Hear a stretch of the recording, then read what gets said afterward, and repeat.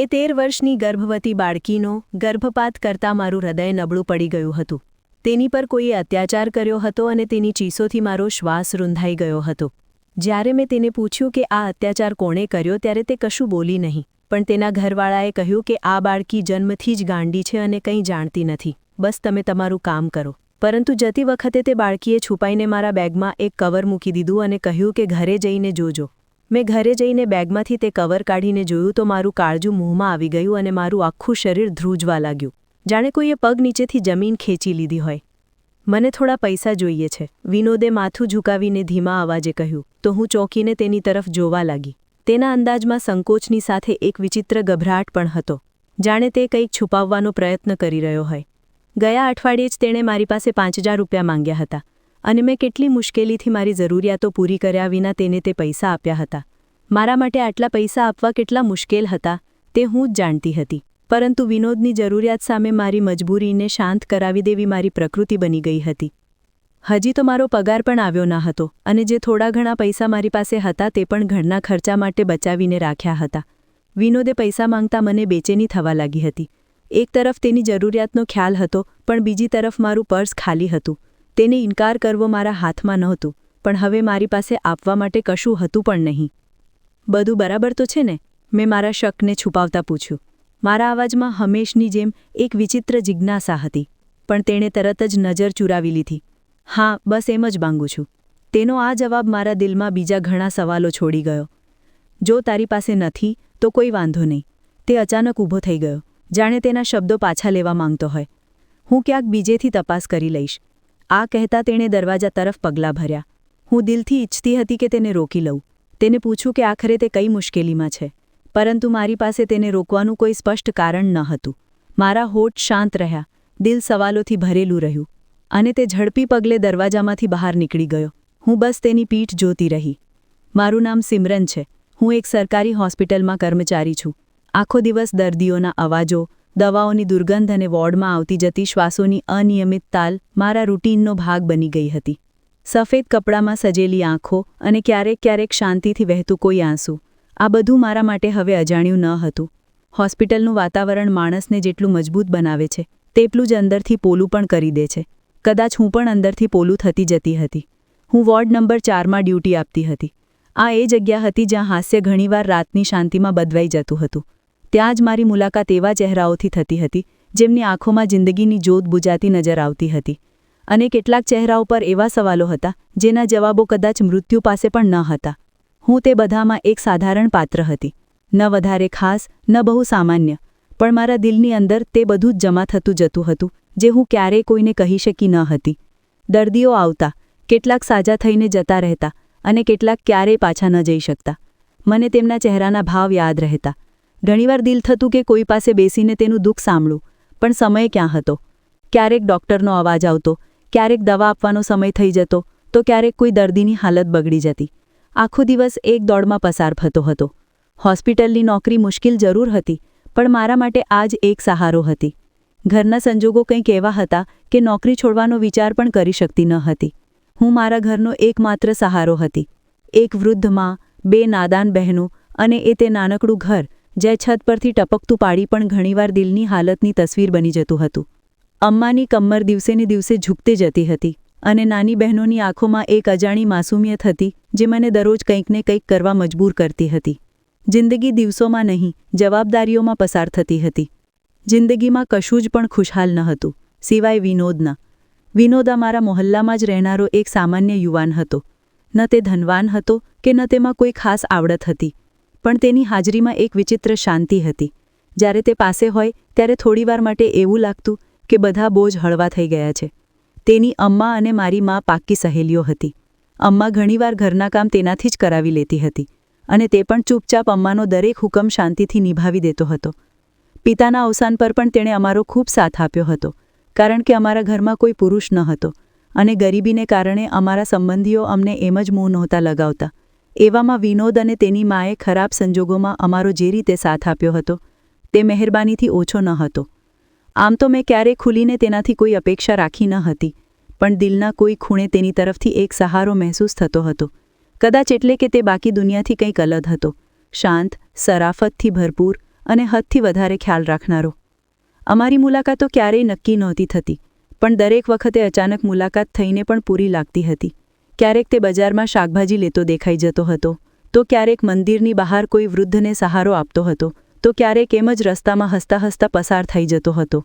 ન મેં તેને કશું કહ્યું, ન તેણે ક્યારેય કોઈ વાયદો કર્યો, પણ તો પણ અમારી વચ્ચે એક શાંત સંબંધ પાંગરી રહ્યો હતો, બે અવાજ પણ મજબૂત. સાંભળ સિમરન, તારા માટે એક સંબંધ આવ્યો છે. હું હોસ્પિટલથી ઘરે પાછી ફરી તો અમ્માને વિચારોમાં ખોવાયેલી જોઈ. મેં અમ્માના ખબર અંતર પૂછા તો તે ચોંકીને મારી તરફ જોવા લાગી. બધું બરાબર તો છે ને અમ્મા?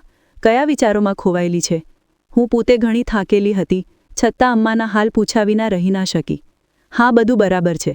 તે શાંત થઈ તો હું પલંગ પર સૂઈ ગઈ. ઊંઘ મારી આંખોમાં ઉતરવા બેચેન હતી, ત્યારે જ મને અમ્માના વિચારોમાં ડૂબેલો અવાજ સંભળાયો. સાંભળ સિમરન, તારા માટે એક સંબંધ આવ્યો છે. તે ધીમેથી બોલી જાણે પોતાની સાથે જ વાત કરી રહી હોય. મારા માટે સંબંધ? હું એકદમ ઊભી થઈને બેસી ગઈ. ઊંઘ જાણે મારી આંખોમાંથી ઉતરીને તરત જ દૂર ભાગી ગઈ હોય. મારું દિલ જોર જોરથી ધડકવા લાગ્યું. એવું લાગ્યું જાણે કોઈએ અચાનક ક્યાંક અંદર કોઈ બંધ દરવાજો ખખડાવ્યો હોય. ગરીબ ઘરમાં ભલા કોણ સંબંધ લાવે? એ પણ એક એવી છોકરી માટે જેના ખંભા પર મા અને બે બહેનોની જવાબદારીઓ હોય, જેની સવાર હોસ્પિટલની ગલીઓમાં પસાર થતી હોય અને સાંજ અમ્માના પગ દબાવતા થતી હોય. મેં દિલમાં જ વિચાર્યું, જો વિનોદ સિવાય કોઈ બીજાનું નામ છે તો નવાઈની વાત હશે, કારણ કે મેં ક્યારે કોઈ બીજાને આ નજરથી જોયો ન હતો, ન કોઈ ઈચ્છા કરી હતી, ન ક્યારે એટલો અવકાશ મળ્યો હતો. દિલમાં જો કોઈ તસવીર હતી તો બસ એ એક જ વ્યક્તિની હતી. કોનો સંબંધ આવ્યો છે અમ્મા? મેં પોતા પર કાબૂ રાખીને ધીમા અવાજે પૂછ્યું, પણ મારા અંદર એક વિચિત્ર બેચેની હતી, જાણે શબ્દો પહેલાં જવાબ જાણવાની ઉતાવળ હોય. એ આપણી સંગીતા છે ને? તેમના મોડેથી સંગીતા આંટીનું નામ સાંભળીને મારા ચહેરાનો રંગ બદલાઈ ગયો. નવાઈ અને નિરાશા એકસાથે મારા ચહેરા પર ઉતરી આવી. દિલ જાણે કોઈ આશાની સીડી પરથી લપસી ગયું હતું. સંગીતા આંટી અમ્માની જૂની સહેલીઓમાંની એક હતી. એ જ સંગીતા આંટી જે અમ્માના સારા સમયની સાથી હતી. જ્યારે પિતા જીવતા હતા ત્યારે જિંદગીમાં દરરોજ કોઈ ઉત્સવ સજાયેલો રહેતો હતો. દર બીજા દિવસે કોઈને કોઈ સહેલી આવતી, વાતો થતી, ભૂતકાળના કિસ્સાઓ દોહરાતા અને હાસ્ય ગૂંજતું રહેતું હતું. પણ પિતાના ગયા પછી બધું બદલાઈ ગયું.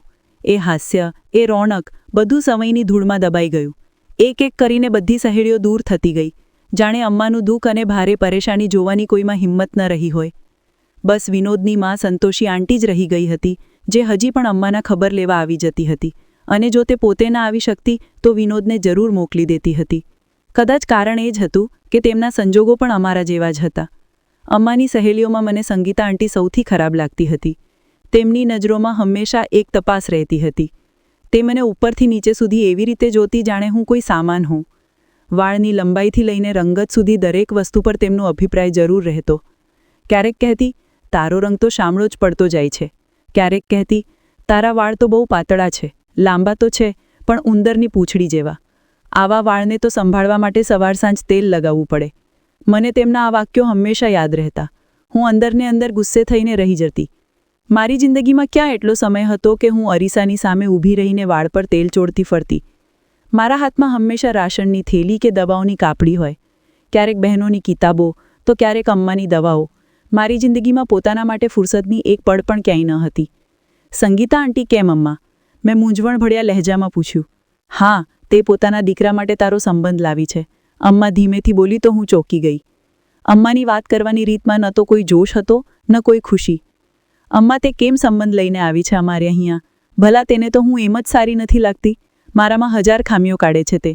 હા, એટલે જ તારા પર એટલી નજર રાખતી હતી કે તને પોતાના દીકરા માટે વિચારી રાખ્યું હતું. તું પણ વિચારી સમજી લે. સારો એવો કમાઈ છે.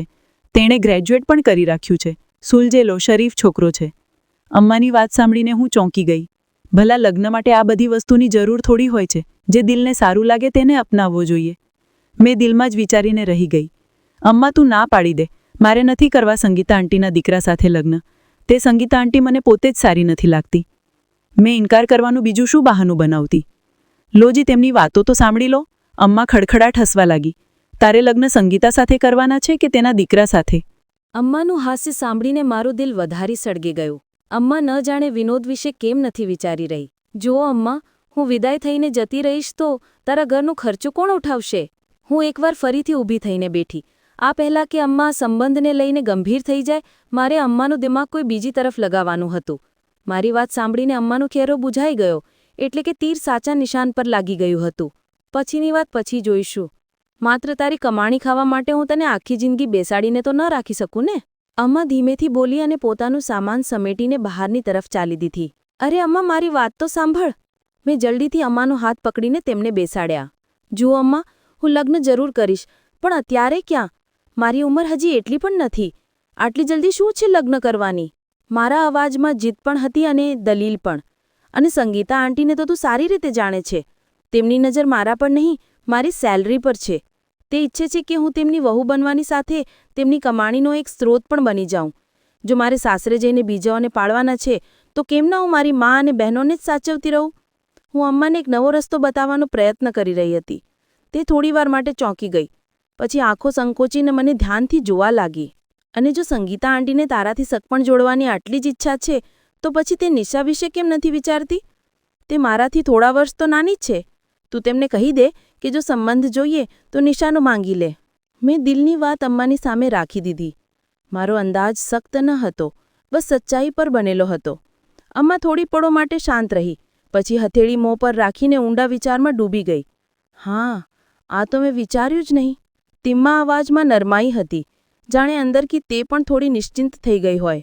અમ્મા, મારી વાત માની લે. નાની છોકરીઓને પહેલાં વિદાય કરી દે. હજી મારી કમાણીથી આ ઘર સારી રીતે ચાલી રહ્યું છે. જ્યાં સુધી મારા હાથમાં રોજગાર છે, હું ઈચ્છું છું કે બંને બહેનોના લગ્ન કરી લઉં. તેના પછી પોતાની જિંદગી વિશે વિચારીશ.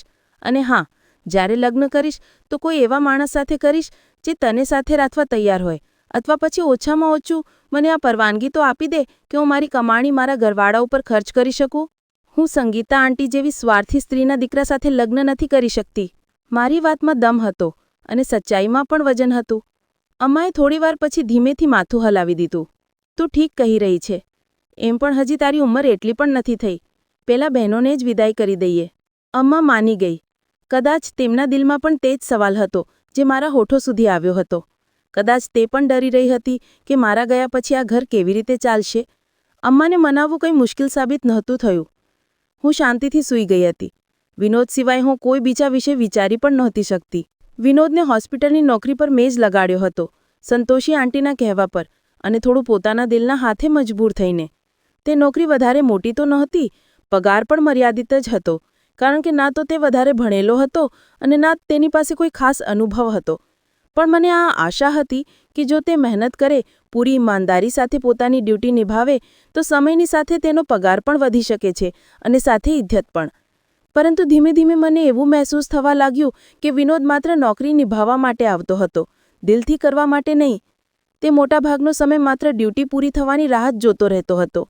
તેને કામમાં રસ જ ન હતો. આ વાત સ્પષ્ટ દેખાતી હતી. પણ સંતોષી આંટી શાંતિમાં હતા કે ચાલો ઘરનો ખર્ચો તો ચાલી રહ્યો છે. વિનોદના જે પોતાના અંગત ખર્ચા છે એ દરરોજ દિવસે ને દિવસે વધતા જઈ રહ્યા હતા. તે હવે અવારનવાર મારી પાસે આવીને પૈસા માંગવા લાગ્યો હતો. શરૂઆતમાં હું કશું કયા વિના જ તેને થોડા પૈસા આપતી રહી. આખરે તે મારા દિલના બહુ નજીક હતો. હું તેને ઇનકાર કેવી રીતે કરતી? મારા દિલમાં તેના માટે બહુ ઇજ્જત હતી, બહુ પ્રેમ હતો. વિનોદ મારા માટે કોઈ પૈસા કે વસ્તુથી વધીને હતો. પણ મારી પોતાની જિંદગી પણ કંઈ ઓછી ગૂંચવાયેલી નહોતી. મારા પગારનો એક બહુ મોટો હિસ્સો અમ્માના ઇલાજ, બહેનોના ભણતર અને ઘરના ખર્ચામાં જ લાગી જતો હતો. મહિનો શરૂ થતાં પહેલાં જ જાણે ખર્ચા આવીને દરવાજા પર ઊભા થઈ જતા હતા. વિનોદ ક્યારેક કોઈ બહાને તો ક્યારેક કોઈ બહાના વિના મારી પાસે આવીને પૈસા માંગતો રહેતો હતો. દર અઠવાડિયે અને ક્યારેક તો બીજા જ અઠવાડિયે ફરીથી આવી જતો. હું જો ક્યારેક એવું કહી પણ દેતી કે મારી પાસે પૈસા નથી, તો તે શાંતિથી ઊભો થઈને જતો રહેતો હતો. બસ એટલું કહેતો કે હું કંઈક બીજેથી જોઈ લઈશ, અને નીકળી જતો. પણ પછી થોડા દિવસ પછી એ જ સવાલ લઈને તે ફરીથી પાછો આવતો. હું વિચારતી હતી કે તે સૌથી પહેલાં મારી પાસે કેમ આવે છે. મેં ઘણીવાર પૂછ્યું પણ કે આખરે તેને આ પૈસાની જરૂર શું હતી, પણ તે ક્યારેય સ્પષ્ટ જવાબ ન આપતો. હવે દિલમાં મારા બેચેની પેદા થવા લાગી હતી. તે માણસ જેને મેં મારા સપનામાં બાંધીને રાખ્યો હતો, જે મારા સપનામાં મારા પતિ હોવાનો દરજ્જો રાખતો હતો, આખરે તે શું કરી ગયો હતો? આટલા પૈસા ક્યાં જઈ રહ્યા હતા? મને વિનોદની શાંતિ અને તેના વારંવાર પૈસા માંગવાનો સિલસિલો પરેશાન કરવા લાગ્યો હતો. તે માણસ જેને હું મારું બધું સમજતી હતી, હવે મને ગૂંચવાવા લાગ્યો હતો. એક રાત હોસ્પિટલમાં નાઇટ ડ્યુટી પર હું લાગેલી હતી. રાત ઊંડી થઈ ચૂકી હતી. ચારે બાજુ શાંતિ છવાઈ ગઈ હતી. માત્ર ઇમરજન્સી બોર્ડની રોશની જ સળગી રહી હતી. કે અચાનક શોર તેજ થવા લાગ્યો. એક નાની ઉંમરની બાળકીને લાવવામાં આવી જે ખરાબ રીતે ચીસો પાડી રહી હતી. તેની હાલત જોઈને મારું દિલ એકદમ ધડકી ગયું. તે દરકી બહુ તડપડી રહી હતી. પેટને બંને હાથોથી પકડીને રડી રહી હતી. હું નવાઈથી તેને જોવા લાગી. મારા દિલમાં વિચિત્ર ડર ઉતરી આવ્યો. ડૉક્ટર અને નર્સ તરત ઇન્જેક્શન તૈયાર કરવા લાગ્યા અને બાળકીને તરત ઇમરજન્સીમાં દાખલ કરી લેવામાં આવી. હું પણ ત્યાં હાજર રહી. મારા પગ જાણે જામી ગયા હતા. બાળકીની ચીસો રાતના સન્નાટાને ચીરી રહી હતી. તે આખી રાત કણસી રહી હતી. હું ડ્યુટી કરતી વખતે દિલમાં જ પરેશાન રહેતી કે આખરે આટલી નાની ઉંમરની બાળકી સાથે એવું શું થયું છે કે તે આટલી ભયંકર પીડા સહન કરી રહી છે. થોડીવાર પછી એક નર્સ મારી પાસેથી પસાર થઈ તો મેં હિંમત કરીને સવાલ કર્યો, શું થયું છે તેને? આટલું દર્દ કેમ છે? તેણે કહ્યું, તે પ્રેગ્નન્ટ છે, આ જ કારણે તેને દર્દ છે. અમે દવા આપી દીધી છે, ઇન્જેક્શન લગાવી દીધું છે, હજી થોડીવાર પહેલાં સૂઈ ગઈ છે. નર્સ મૂંઝવણમાં કહીને આગળ વધી ગઈ. આ સાંભળીને મારા આખા શરીરમાં કંપારી છૂટી ગઈ. મારા પગ લથડી પડ્યા. તે માત્ર 13 વર્ષની બાળકી હતી. એક માસૂમ જેની આંખોમાં હજી દુનિયાના રંગ પણ પૂરા નહોતા ઉતર્યા. મેં વિચાર્યું કે આવો જુલ્મ કોણ કરી શકે? આટલી નાની ઉંમરની બાળકી સાથે આટલો મોટો ગુનો? મારું દિમાગ ફરવા લાગ્યું. હું ચીસો પાડવા માંગતી હતી, ખૂબ રડવા માંગતી હતી. તે ઝાલિમોના ચહેરા ઓળખીને તેમને ભયંકર સજા આપવા માંગતી હતી. મારા દિલમાં ગુસ્સાની આગ ભડકી ઉઠી. હોસ્પિટલમાં આ પ્રકારની ઘટનાઓ રોજ નહોતી આવતી, પણ આ કંઈક ઓર જ છે. હું તેનાથી જોડાઈ ગઈ હતી. કદાચ એટલે કે બાળકી માનસિક રીતે નોર્મલ પણ નહોતી. તે કોઈને ઇનકાર પણ નહોતી કહી શકતી. તેની સાથે આવું વર્તન કરનાર આખરી ઇન્સાન કહેવાની કાબિલ કેવી રીતે હોઈ શકે? અને પછી તેના મા બાપની હાલત જોઈને મારું દિલ વધારે ઊંડા દુઃખથી ભરાઈ ગયું હતું.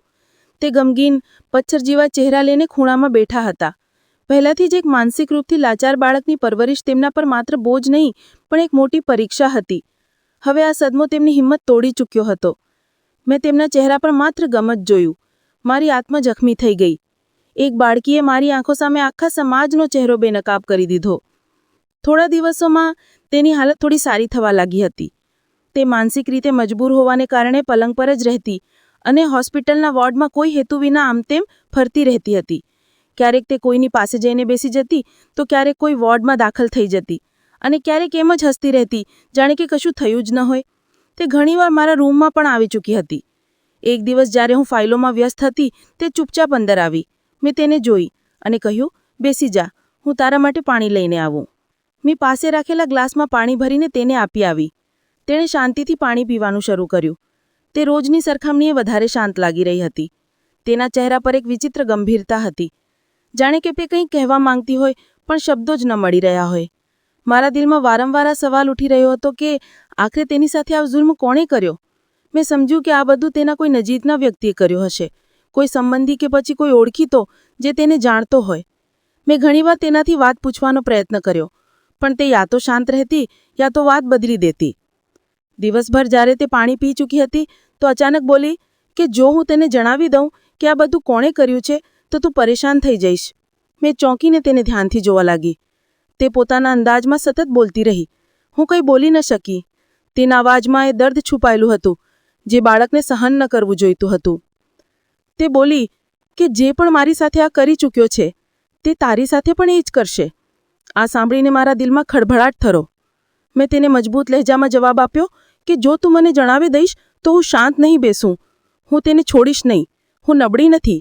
તારા જેવી બાળકીઓ પર જુલ્મ કરનારાઓને હું તેમના અંજામ સુધી પહોંચાડવા જાણું છું. આ મારી જવાબદારી છે. મેં પૂરા ભરોસાથી કહ્યું. તે નવાઈથી મારી તરફ જોવા લાગી. તેની આંખોમાં ભરોસો સ્પષ્ટ દેખાઈ રહ્યું હતું, જાણે કે વિશ્વાસ કરવો તેના હાથથી બહાર થઈ ગયું હોય. શું તું ખરેખર આવું કરીશ? તે ધીમા અવાજે પૂછ્યું. મેં તરત માથું હલાવીને હા કહ્યું. હા, કેમ નહીં? તું માત્ર મને સાચું જણાવી દે, બાકી બધું મારા પર છોડી દે. તે ચૂપ થઈ ગઈ. તેણે નજર ઝુકાવી લીધી અને મારી સામે રાખેલી ફાઇલ પર નજર નાખી, જાણે કે તેમાંથી કંઈ વાંચવાનો પ્રયત્ન કરી રહી હોય. જો કે તેની આંખોમાં સન્નાટો હતો, જાણે કે અંદર કંઈક તૂટી ચૂક્યું હોય. મેં વિચાર્યું કે કદાચ તે નથી જાણતી કે તેની સાથે આ જુલ્મ કોણે કર્યો, યા પછી કદાચ તેના મને અકસ્માતને ભૂલાવી દીધો હોય. હું ફરીથી મારા કામ તરફ ધ્યાન આપવા લાગી અને પછી લખવામાં વ્યસ્ત થઈ ગઈ. અચાનક તેના ઊભા થવાનો અવાજ આવ્યો. મેં માથું ઊંચું કરીને જોયું તો તે બારી તરફ જોઈને ઊભી હતી. તેનો ચહેરો એકદમ સફેદ થઈ ગયો, જાણે કોઈએ લોહી ખેંચી લીધું હોય. આંખો ડરના માર્યા ફેલાઈ ગઈ હતી અને હાથ ધ્રુજવા લાગ્યા હતા. મેં તરત મારી નજર બારી તરફ દોડાવી અને ચોંકી ગઈ. બહાર વિનોદ ઊભો હતો. તે કદાચ કોઈ કામમાં વ્યસ્ત હતો યા કોઈ દર્દીની સાથે હતો, પણ તેની હાજરીએ બાળકીને જાણે જગજોરી દીધી હતી. તે પથ્થર બની ઊભી તેને ઘૂરી રહી હતી, જાણે તેને કોઈ શૈતાનને જોઈ લીધો હોય. હું પણ તેની હાલત સમજવાનો પ્રયત્ન જ કરી રહી હતી કે તે ધ્રુજતા અવાજમાં બોલી, તે જ હતો જેણે મારી સાથે આ બધું કર્યું છે. હું આ સાંભળીને સન્ન રહી ગઈ. મારા શ્વાસ રોકાઈ ગયા. કોણ છે તે? હું નવાઈથી પૂછી બેઠી. મારો અવાજ જાણે ક્યાંક ખોવાઈ ગયો હતો. હા, તે જ. મેં તેને તારી સાથે પણ જોયો છે. શું તે તારો ભાઈ છે? તે તારી સાથે પણ તે જ કરી શકે છે જે તેણે માલી સાથે કર્યું. તો તું મારાથી બચીને રહેજે. આ કહેતા જ તે શાંત થઈ ગઈ, પણ તેના ચહેરા પર ખોફની તીવ્રતા વધી ગઈ હતી, જાણે તેણે હમણાં જ કોઈ ઝેર પી લીધું હોય. મારા શરીરમાં સનસની દોડી ગઈ. મારી જીભ મૂંગી થઈ ગઈ. હું પળભર માટે મારી જગ્યાએ જ જામી ગઈ હતી. વિનોદ? તે જ વિનોદ જેને હું મારું બધું સમજતી હતી, જેના સાથે મેં સપના ગૂંથી રાખ્યા હતા, જેના માટે મેં મારી જિંદગીના ઘણા રસ્તા બદલી દીધા હતા. નહીં, તું જૂઠું બોલી રહી છે. મારા મોંમાંથી અચાનક નીકળ્યું. તે તને ઓળખતો પણ નથી. તે તારી સાથે આવું કેમ કરશે? મારા અવાજમાં ગુસ્સો નહોતો, પણ સદમો હતો. તે મારા આ ઇનકાર પર શાંત થઈ ગઈ. બસ એક નજર મારી તરફ નાખી, એવી નજર જે દિલ પર ઊંડા નિશાન છોડી જાય. તે ધીમેથી બોલી, તે મને પણ ઓળખે છે અને તને પણ. હું દંગ રહી ગઈ. તે માનસિક રીતે નબળી છોકરી કઈ રીતે પૂરા ભરોસા સાથે આ વાત કરી રહી હતી. હવે કેવાર મારું દિલ ગભરાવા લાગ્યું. મારા દિમાગમાં જાણે ધુમ્મસ છવાઈ ગયું હોય. મને વિશ્વાસ નહોતો આવી રહ્યો કે હું જે કંઈ પણ સાંભળી રહી છું તે સાચું હોઈ શકે છે. હું વિનોદ પર ભરોસો કરતી હતી. તેના પર આંધળો ભરોસો કર્યો હતો મેં. પણ હવે દિલના ખૂણામાં સવાલ ઉઠવા લાગ્યો. શું ખરેખર તેને હું એટલું જાણું છું જેટલું અત્યાર સુધી સમજતી આવી હતી? શું આ તે જ વિનોદ હતો જે તે માનસિક બીમાર છોકરીનો ગુનેગાર હતો? હોસ્પિટલની ડ્યુટી પૂરી કર્યા પછી જેવી હું બહાર નીકળી, મને વિનોદ હોસ્પિટલની બેન્ચ પર બેઠેલો નજર આવ્યો. તે સર ઝુકાવીને પોતાની આંગળીઓને કોઈ હેતુ વિના મરોડી રહ્યો હતો, જાણે કોઈ ઊંડા વિચારમાં ખોવાયો હોય. હું તેની પાસેથી પસાર થઈ, પણ નજર ફેરવી લીધી. ન તેને બોલાવ્યો ન રોકવાનો વિચાર્યું. મારા દિલમાં એક વિચિત્ર ખળભળાટ મચેલો હતો. આજે જે કંઈ મેં સાંભળ્યું હતું તેના પછી વિનોદના ચહેરા પર નજર નાખવી પણ મારા માટે બહુ મુશ્કેલ હતી. મારા દિલમાં તેના માટે નફરત પેદા થઈ ચૂકી હતી. એક એવી માસૂમ અને માનસિક રીતે નબળી છોકરીના હોઠોમાંથી નીકળેલી વાત કોઈ મજાક નહોતી. તેની આંખોનો ડર, તેના લહેજાની ગભરાહટ, તે બધું જૂઠું ન હોઈ શકે. અને જો તે સાચું હતું તો પછી વિનોદ ગુનેગાર હતો. મેં પગલાં તેજ કરી દીધા. વિનોદને પૂરી રીતે નજરઅંદાજ કરતા આગળ વધી ગઈ. તે આદમી જેના માટે મેં મારી જિંદગીના ઘણા વર્ષો ગુજાર્યા હતા, આજે મારા દિલમાંથી ઉતરી ચૂક્યો હતો. તે મારા ભરોસા, મારી ઇદ્ધત, મારો પ્રેમ બધું જ કચડી ચૂક્યો હતો. સાંભળ સિમરન, પાછળથી વિનોદનો અવાજ આવ્યો, પણ મેં પગલાં વધારે તેજ કરી દીધા. હું નહોતી ઈચ્છતી કે તેનો અવાજ ફરી મારા કાનોથી ટકરાય. હું નહોતી ઈચ્છતી કે તે મારા નામને પોતાની જીભથી બોલાવે. સિમરન! આ વખતે તેનો અવાજ વધારે તેજ થયો, જાણે બહુ પરેશાન હોય. હું રોકાઈ ગઈ. ગુસ્સે અને દુઃખે મને મારી જગ્યાએ રોકાવા મજબૂર કરી દીધી. ધીમેથી પલટી. ચહેરો કઠોર હતો. આવાજમાં કડવાશ. શું તકલીફ છે તેને? તે મારા આ ઠંડા અંદાજ પર નવાઈથી જોતો રહી ગયો. કદાચ તે ક્યારે મારા આવા લહેજાનો આદિ નહોતો. તેણે ખચકાતા કહ્યું, હું તારી પાસેથી પૈસા નહીં માંગું, જો આ જ તકલીફ છે તો. મેં કટાક્ષભરી મુસ્કાન દબાવી. દિલમાં ખાલીપણું મહેસૂસ થયું. જે કંઈ આપ્યું હતું તે બધું તું તારી પાસે રાખ. મને કશું પણ પાછું નથી જોઈતું. પણ આજ પછી મારીથી ક્યારે પણ કંઈ માંગવાનો પ્રયત્ન ન કરજે. મારી સામે પણ ન આવજે. મેં તે જ કહ્યું જે મારા દિલમાં હતું. એક એક શબ્દ મારી અંદરની તૂટફૂટનો અરીસો હતો. વિનોદ હક્કા બક્કા વહી ગયો. તું કેવી વાતો કરી રહી છે? તે ગભરાઈને બોલ્યો. આખરે થયું શું છે? તેના ચહેરા પર નવાઈ, બેચેની અને સવાલ બધું જ હતું. પણ હવે હું તે સિમરન નહોતી જે દરેક વાત પર તેના લહેજાની નરમાઈ શોધતી હતી, દરેક સફાઈને સાચું માનતી હતી. મારી અંદરની મોહબ્બત તેના માટે મરી ચૂકી હતી. મારી શાંતિ જ તેના માટે જવાબ હતી. વિનોદ, જેને હું મારું બધું સમજી બેઠી હતી, તે મારા માટે અજાણ્યાથી પણ બદતર થઈ ચૂક્યો હતો. હું વિનોદને નવાઈમાં છોડીને આગળ વધી ગઈ. સંગીતા આંટીએ નિશાના સંબંધ માટે સ્પષ્ટ ઇનકાર કરી દીધો. તેમનું કહેવું હતું કે તેમનો દીકરો વિકાસ મને પસંદ કરે છે અને તે મારી સાથે જ લગ્ન કરશે. માના મોઢેથી આ વાત સાંભળીને મારા આખા તનમનમાં આગ લાગી ગઈ. હું સળગેલી બૂઝેલી ઘરમાં દાખલ થઈ તો અમ્માએ મને એક વધુ મનહૂસ ખબર સંભળાવી. મારું દિલ સળગીને રાખ થઈ ચૂક્યું હતું. તું વિચારી લે, આવા સંબંધો વારંવાર નથી આવતા. અમ્માનું અંદાજ હંમેશની જેમ નિર્ણય સંભળાવનારો હતો. તે આ સંબંધ કોઈપણ સંજોગોમાં હાથમાંથી જવા દેવા નહોતી ઈચ્છતી. અમ્મા, તું જે વિચારી રહી છે તે જ કર. મારે આ મામલામાં બીજું કશું નથી કહેવું. મને કોઈ તકલીફ નથી. હું જાણતી હતી કે મારો ઇનકાર કશું નહીં બદલે. મારા જજ્બાત અને મારો ભૂતકાળ આ ઘરમાં કોઈની નજરમાં કોઈ કિંમતી નહોતું અને હવે એમ પણ મારે વિનોદ સાથે લગ્ન નહોતા કરવા. તો જ્યારે તે નથી તો પછી કોઈ પણ હોય શું ફરક પડે છે? 2 દિવસ પછી જ વાત પાકી કરી દેવામાં આવી. સંગીતા આંટીએ વિકાસ માટે હા પાડી દીધી અને અમ્માએ મારી મરજી જાણ્યા વિના બધું નક્કી કરી દીધું. હું શાંતિને ઓઢી રાખી હતી. ન તો બોલવાનું દિલ થતું, ન ઇનકાર કરવાની હિંમત. સંગીતા આંટીને કદાચ કબૂલાતની આશા નહોતી. તેમની ખુશીનો કોઈ ઠેકાણો નહોતું. તે બીજા જ દિવસે ઢગલો સામાન લઈને અમારા ઘરે આવી પહોંચી. હું તો આ જ અઠવાડિયે ધામધૂમથી સગાઈ કરીશ, મારી લાડલી વહુ પર બધા અરમાન કાઢીશ. તે વારંવાર મારો હાથ પકડી રહી હતી. સાધારણ સગાઈનો ફંક્શન પછી રાખવામાં આવ્યો, જેમાં ન ખુશી હતી ન રોનક. મારા ચહેરા પર શાંતિ છવાઈ ગઈ હતી. હું માત્ર વિનોદના ખોવાઈ જવાનું જ નહીં પણ તેની આત્માના મરવાનું પણ દુઃખ મનાવી રહી હતી. દિલ તો થતું કે તેની વિરુદ્ધ પોલીસમાં જઈને નિવેદન આપું, પણ કદાચ ક્યાંક ને ક્યાંક કોઈ પ્રેમ બાકી હતો, જેણે અત્યાર સુધી હું આ પગલું ન ઉઠાવી શકી. સગાઈ મારી વિકાસ સાથે હતી પણ મારા મનમાં હરપળ વિનોદ જ હતો. લાખ વાર તેને મારા મનથી કાઢવાનો પ્રયત્ન કર્યો, પણ તો પણ તે ક્યાંક ને ક્યાંકથી ચાલ્યો આવતો. રસમ ક્યારે શરૂ થઈ અને ક્યારે પૂરી મને કશું જ ખબર ના પડી. હું મારા હોશમાં જ ક્યાં હતી? હું મારા હાથોને જોઈ રહી હતી, જેમાં હલવી મહેંદી લાગી હતી. ન જાણે શું કંઈ તે હાથોમાંથી સરકી ચૂક્યું હતું. વિનોદની મોહબ્બત રેતીની જેમ ન જાણે ક્યારે મારી મુઠ્ઠીમાંથી નીકળી ગઈ. દિલની જગ્યાએ બસ એક દર્દ ધડકી રહ્યું હતું અને હોઠ બહુ શાંત હતા. અમ્માની આંખો પણ આંસુઓથી ભરેલી હતી. તું અમને છોડી જઈશ? અને ન જાણે કેટલી વાર તે મને ગળે લગાવી ચૂકી હતી. પણ હું તો જાણે પથ્થર બની ગઈ હતી. બસ હવે તું લગ્નની તૈયારી કર, હું મારી વહુને વધારે દિવસો સુધી તારી પાસે નથી છોડી શકતી.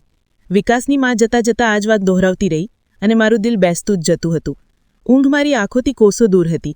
હું કપડા પર હાથ રાખીને પડખા બદલી રહી હતી, કારણ કે આજે બધા લોકો થાકેલા હતા એટલે જલ્દી સૂવા ચાલ્યા ગયા. મારું દિલ બહુ ગભરાઈ રહ્યું હતું એટલે હું ઉઠીને આંગણામાં ચાલી આવી, પણ ઊંઘ અહીં પણ મારાથી નારાજ હતી. જ્યારે માથું દર્દથી ફાટી જઈ રહ્યું હતું, આ જ પડે દરવાજા પર ધીમેથી ટકોરો થયો. હું ચોંકી ગઈ અને તરત સીધી થઈને બેસી ગઈ. આ સન્નાટામાં આ ટકોરો કોઈ ધમાકાથી ઓછો નહોતો. દિલની ધડકણ એક પળ માટે રોકાઈ ગઈ, પછી તેજ થઈ ગઈ. મેં ધીમેથી દરવાજા તરફ જોયું અને ત્યાં ગઈને ઝાંકીને જોયું તો વિનોદ હતો. મારી આંખો ફાટી ગઈ. દિલ જાણે ગળામાં આવી ગયું. તે દરવાજાની બહાર ઊભો હતો અને વારંવાર આસપાસ જોઈ રહ્યો હતો. તેની શકલ જોતાં જ મારા આખા શરીરમાં ડરની એક ઠંડી લહેર દોડી ગઈ. મેં તરત દરવાજો બંધ કરવાની કોશિશ કરી, પણ તેણે દરવાજા પર હાથ રાખ્યો અને જોરથી અંદર ચાલી આવ્યો. આ તું શું કરી રહ્યો છે? હું તરત એકદમ પાછળ હટી ગઈ. સિમરન, એકવાર મારી વાત તો સાંભળી લે. સગાઈ તો તે કરી જ લીધી છે, મને તો જણાવી દે કે આખિર મારી ભૂલ શું છે? હું રોકાઈ. દિલ થયું કે તરત ચીસો પાડીને બધાને જગાડી દઉં, પણ જીભ જાણે બંધ થઈ ચૂકી હતી. હું દરવાજાથી થોડી દૂરી પર જઈને ઊભી રહી ગઈ. મને માત્ર 5 મિનિટ આપ, બધું જ સાફ થઈ જશે પ્લીઝ. મારા હાથ પરસેવાથી ભીંજાઈ ગયા હતા. હું જાણતી હતી જો મેં તેને મોકો આપ્યો તો મારા બધા સવાલના જવાબ મળી શકતા હતા, પણ હું એ પણ નહોતી જાણતી કે સચ્ચાઈ ઘણીવાર આપણી આત્માને પણ છલવી કરી દે છે. જો તે આજે મારી વાત ન સાંભળી તો કદાચ આખી જિંદગી પછતાવું પડે. હું પથ્થર બની ઊભી હતી. ન પગલાં આગળ વધી રહ્યા હતા, ન પાછળ હટી રહ્યા હતા. ડર, ગુસ્સો, લાચારી બધું જ એકસાથે છાતી પર આવી બેઠું હતું. કહે શું કહેવું છે? પણ મારો અંદાજ બહુ વધારે કઠોર હતો. આમ તો હું જબરદસ્તી કઠોર રહેવાનો પ્રયત્ન કરી રહી હતી. સિમરન, મારું ભરોસો કરી લે, હું બેગુનાહ છું. મેં કશું પણ નથી કર્યું. તે ગૂંચવાયેલા લહેજામાં બોલ્યો. તો હું ચોંકીને તેની તરફ જોવા લાગી. મેં તો હજી સુધી તેનાથી કશું પણ નહોતું કહ્યું કે તેણે કોઈ ગુનો કર્યો છે, પણ લાગી રહ્યું હતું કે જાણે તેનું પોતાનું દિલ જ તેને કાપવા લાગ્યું હોય. તે પોતે જ પોતાના પશ્ચાતાપમાં આવી ચૂક્યો હતો. મેં ક્યારે કહ્યું કે તે કંઈ કર્યું છે? મેં મારી ભમરો ઊંચી કરીને ગુસ્સાથી કહ્યું, હું જાણું છું વિકાસે તારા કાનમાં ન જાણે શું શું મારા વિશે વાર્તાઓ સંભળાવી હશે. ત્યારે જ તો તું તેના પર ભરોસો કરીને અસગાઈ માટે તૈયાર થઈ ગઈ. તેણે તને મારા વિરુદ્ધ કરી દીધી છે. તે બોલ્યો તો હું ફરીથી હેરાન થઈ ગઈ. વિકાસે મારી સામે તારા વિરુદ્ધ એક શબ્દ પણ નથી કહ્યું. મેં સ્પષ્ટ લહેજામાં જવાબ આપ્યો. તે પણ થોડી પળ માટે દંગ રહી ગયો. કદાચ તે મારા જવાબથી હેરાન હતો. તો પછી તું મારાથી આ રીતે નફરત કેમ કરવા લાગી છો? મેં એવું શું કરી દીધું છે? તે પરેશાન થતાં બોલ્યો. હવે મારા માટે શાંત રહેવું શક્ય ન રહ્યું. હું તે સવાલ કરી જ રહી હતી જે મારા સીનામાં ભડકી રહ્યો હતો. તે માનસિક બીમાર બાળકી સાથે શું કર્યું છે? મારા શબ્દો સાંભળીને તે થંભી ગયો અને મને ખાલી નજરોથી જોવા લાગ્યો, જાણે સમય એક પળ માટે રોકાઈ ગયો હોય. કઈ બાળકી? એ અંજલિ. તેના મોઢેથી જેમ જ તે બાળકીનું નામ નીકળ્યું તો હું ગભરાઈ ગઈ. મને વિશ્વાસ થઈ ગયો કે તે તેને જાણે છે. જો તે તેનું નામ સુધી લઈ રહ્યો છે તો તેણે કંઈક ને કંઈક તો જરૂર કર્યું છે. તું તેને કેવી રીતે જાણે છે? મેં ચીસો પાડીને કહ્યું. તને શરમ ના આવી? તે એક માનસિક મજબૂર બાળકી સાથે આવી હરકત કરી? મારો અવાજ તેજ હતો. મારા અંદરનું તોફાન હોઠોમાંથી ઝલકી રહ્યું હતું. વિનોદ હક્કાબક્કા ઊભો હતો, પણ હવે તે ચૂપ નહોતો રહી શકતો. તું જ છે તે, તેને બરબાદ કરી? એક માનસિક કમજોરવાળી બાળકી સાથે આ બધું કરતા તને શરમ ના આવી? મારો અવાજ ફાટી ગયો હતો. તેના ચહેરા પરથી રંગ જાણે ઉડી ગયો હોય. તેની આંખોમાં એટલો ડર હતો કે શબ્દો બેચેન થઈ ગયા. તે ચીસો પાડીને બોલ્યો, તે મારા મોહલ્લાની બાળકી છે. હું તેને જાણું છું, પણ મેં કશું પણ નથી કર્યું. મારા પર તું આ ઇલ્ઝામ લગાવી રહી છો, જ્યારે કે તેનો મુજરિમ હું નહીં, વિકાસ છે. તે ચીસો પાડીને બોલ્યો તો હું મૂંગી થઈને રહી ગઈ. તું વિકાસ પર ઇલ્ઝામ લગાવી રહ્યો છે? હું સદમામાં બોલી. તેને પોતાનો ગુનો કબૂલ કરી લેવો જોઈએ. સારું, શું પુરાવો છે તારી પાસે કે હું ગુનેગાર છું? તે તેજ લહેજામાં બોલ્યો. તે જ બાળકી મારી સામે ગવાહીના રૂપમાં હાજર છે. મેં તેના ચહેરા પર જે ડર અને ગભરાટ જોઈ હતી, તેના પછી કોઈ બીજા પુરાવાની જરૂર જ નથી રહેતી. તે મને ઓળખે છે અને તેણે જ ઇશારાથી જણાવ્યું, ગયા અઠવાડિયાની સાંજે તું મારા રૂમની બારીની બહાર ઊભો હતો અને તે તું જ હતો જેણે તેની જિંદગીને બરબાદ કરી. તું તેનો મુજરિમ છે. હું કારણ વિના તારા પર ઇલ્ઝામ કેમ લગાવીશ? મારી પાસે તે છોકરી પોતે હાજર છે, જે તારા બાળકની માં બનવાની છે. મેં ચીસો પાડીને કહ્યું તો તે મને ચારે બાજુથી જોવા લાગ્યો. આ બધું જુઠ્ઠું છે, એવું કશું પણ નથી. તે તારી નજરોનો ધોકો છે. તે બાળકી મને નહીં પણ વિકાસને ઓળખી રહી હતી, કારણ કે તે દિવસે હું ત્યાં એકલો નહોતો. મારી સાથે વિકાસ પણ હતો. હોઈ શકે છે તેણે વિકાસને જોયો હોય અને ઇશારો તેની તરફ કર્યો હોય, કારણ કે હું તેનો મુજરિમ નથી. પણ હું સમય પર ત્યાં પહોંચ્યો હતો જ્યારે તે જુલ્મ થઈ રહ્યો હતો. તે ખેતરોની તરફ જઈ ચૂક્યો હતો અને હું પાછળથી પહોંચ્યો. મેં તેને જોયો, મેં તેને રોક્યો, મેં તેનો જીવ બચાવ્યો. તે દિવસ પછીથી વિકાસ મને બ્લેકમેલ કરી રહ્યો છે. તે મારી પાસેથી પૈસા માંગી રહ્યો છે અને ધમકીઓ પણ આપી રહ્યો છે કે જો મેં મારી જીભ ખોલી તો તે મને જ ઉલટો મુજરિમ સાબિત કરી દેશે. જે પૈસા હું તારી પાસેથી આજ સુધી માંગતો રહ્યો હતો, તે અસલમાં હું એને જ તો આપતો રહ્યો હતો. તે દિવસે હોસ્પિટલમાં પણ મારી પાસેથી પૈસા માંગવા માટે જ આવ્યો હતો. આ સાચું છે અને આ પણ સાચું છે કે સાચું બોલનારાનો કોઈ પણ સાથ નથી આપતું. દુનિયા હંમેશા જૂઠને જ સાચું માને છે. ત્યારે જ તો તે તેના માટે ચૂડીઓ પહેરી છે, તેના નામની મહેંદી લગાવીને બેસી ગઈ છે. તેણે માત્ર મારા ચરિત્રને બરબાદ કરવાનો પ્રયત્ન નથી કર્યો, પણ મારી મોહબ્બત પણ મારાથી છીનવી લીધી છે. હવે કી વાર તેનો લહેજો પહેલાંથી ધીમો અને તૂટેલો હતો, જાણે કે વર્ષોના થાકે તેના અવાજને વધારે ભરી દીધો હોય. હું તડપીને રહી ગઈ. મોહબ્બત અમારા વચ્ચે હંમેશા શાંત રહી હતી.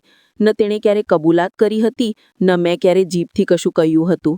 પણ આજે તેણે કબૂલાત કરી હતી, એ પણ એવા વખતે જ્યારે બધું હાથમાંથી નીકળી ચૂક્યું હતું. હું ચૂપચાપ તેનો ચહેરો જોતી રહી.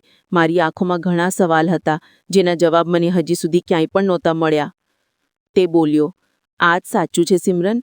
જ્યારે સાચું તારી સામે ઊભું હોય તો ખોટાની પાછળ ન જતી, નહીંતર આખી જિંદગી પછતાઈશ. એકવાર તે છોકરીની સામે મને અને વિકાસને બંનેને ઊભા કરી દે, તને ખુદ ખબર પડી જશે કે કોણ અસલી મુજરિમ છે ને કોણ નહીં. આ કહીને તે ધીમેથી પલટ્યો, સર ઝુકાવીને ચૂપચાપ ચાલી દીધો અને હું ત્યાં ઊભી માત્ર તેને જ જોતી રહી. મારી આંખોમાંથી આંસુ વહી રહ્યા હતા. હું કશું પણ કહેવાની કાબિલ જ નથી રહી. મારા અંદર હજી પણ એક તોફાન ઉઠી રહ્યું હતું. શું ખરેખર તે સાચું કહી રહ્યો હતો? શું વિકાસ મુજરિમ હતો? શું તે દિવસે બારીની બહાર ખરેખર તે બંને હાજર હતા?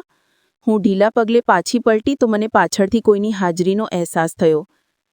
જેવી વળીને જોયું તો અમ્મા દરવાજા પાસે ઊભી હતી. ચહેરા પર નવાઈ અને આંખોમાં સવાલ હતા. તે થોડીવાર સુધી મને જોતી રહી, પછી બોલી, આ બધું શું છે સિમરન? હું કોઈ પણ જવાબ ના આપી શકી. મારું ગળું રૂંધાઈ ગયું. હું બસ ધીમેથી અમ્માના સીનાથી જઈ લાગી અને ધ્રુસકે ધ્રુસકે રડવા લાગી, જાણે વર્ષોનો થાક આંખોમાંથી વહેવા લાગ્યો હોય. સાચું જાણવા માટે મેં તે જ કર્યું જે મને કરવું જોઈતું હતું. મેં વિનોદને પ્રેમ જરૂર કરતો હતો, પણ હવે તેનાથી પણ વધારે જરૂરી તે બાળકી માટે ઇન્સાફ હતો, જેની સાથે જુલ્મ થયો હતો. હું આંખો બંધ કરીને કોઈ પર પણ ભરોસો નહોતો કરી શકતી, કારણ કે આ માત્ર કોઈ એકની મોહબ્બત નહીં, પણ એક માસૂમની જિંદગીનો સવાલ હતો. મેં વિકાસને ફરી બહાનેથી હોસ્પિટલ બોલાવ્યો. તે કોઈ ફિકર વિના દોડી ચાલ્યો આવ્યો, જાણે કશું જાણતો જ ન હોય. મેં તેને મારા રૂમમાં બેસાડ્યો અને તરત બાળકીને લઈ આવી. તેના ચહેરા પર હજી પણ તે જ ડર હતો જે તેણે બારીની બહાર મહેસૂસ કર્યો હતો. મેં નરમાઈથી પૂછ્યું, બતાવ, શું આ તારું મુજરિમ છે? શું આ જ તે હતો જેને બારીમાંથી જોયો હતો? તે કાંપવા લાગી. તેનો ચહેરો સફેદ થઈ ચૂક્યો હતો. આંખોમાં ભયંકર ડર અને હોઠ સુકાઈ ચૂક્યા હતા.